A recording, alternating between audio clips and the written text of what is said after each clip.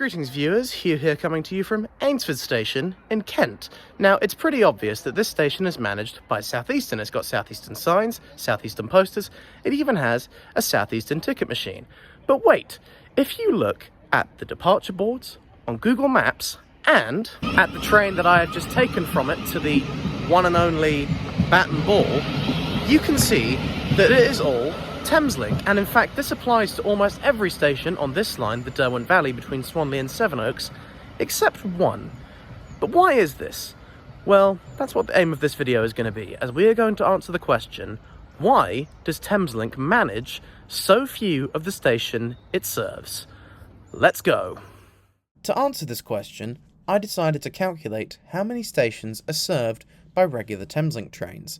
After a long process of counting, I got a total of 117, although this excludes peak time Thameslink services including the line to East Grinstead, the Orpington branch, and services from Sevenoaks to Welwyn Garden City. If we divide the stations into what TOC manages them, we get this data.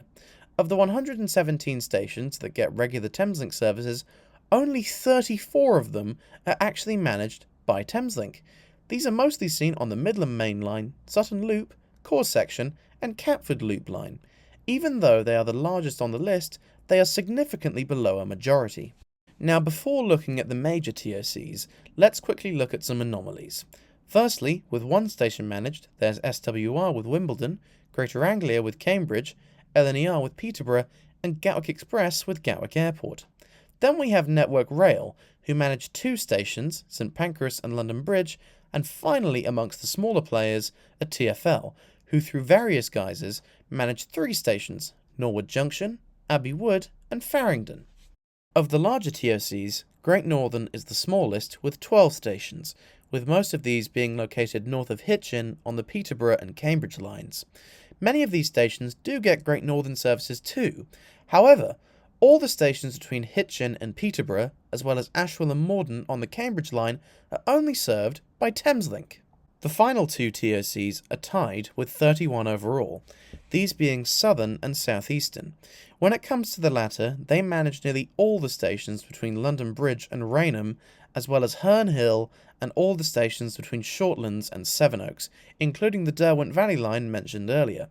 Of these stations, 4 of them are served by Thameslink only: Ainsford, Shoreham, Bat and Ball, and Higham.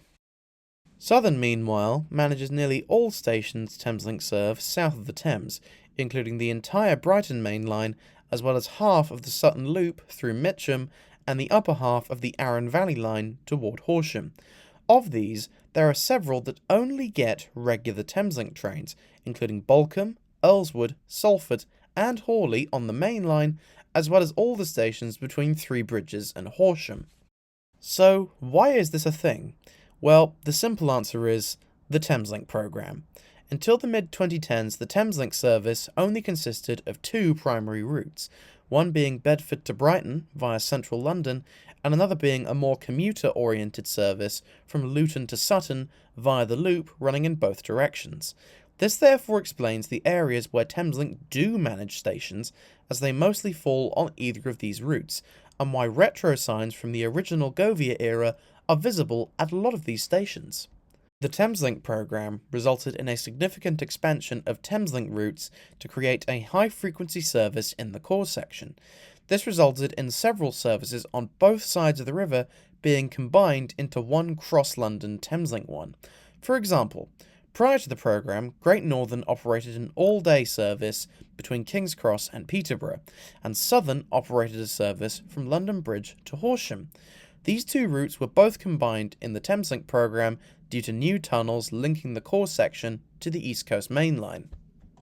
This is why many of the commuter trains on the East Coast Main Line are operated by Thameslink, even if no station is actually managed under the Thameslink brand, and why only Thameslink stops at the stations between Three Bridges and Horsham and Hitchin and Peterborough. Both Great Northern and Southern do operate limited services on these lines, but in both cases, regular trains are Thameslink only. This principle of linking services applies to many other newly created Thameslink program routes, including Cambridge to Brighton, Bedford to Three Bridges, and Luton to Rainham. However, there are still several confusing elements to this puzzle.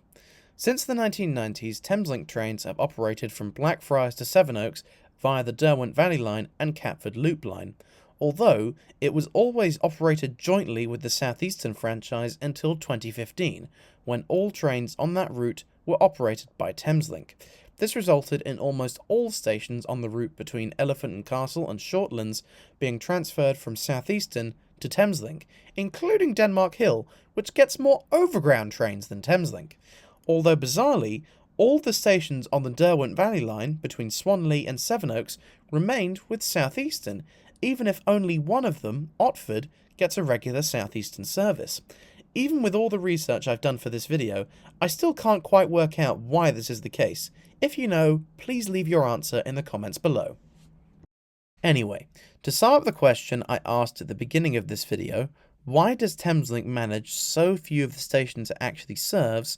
Well, the simple answer is the Thameslink program, and the assimilation of existing services into the Thameslink brand, although considering Thameslink, Southern and Great Northern are all technically a single TOC under GTR, it's less of an issue.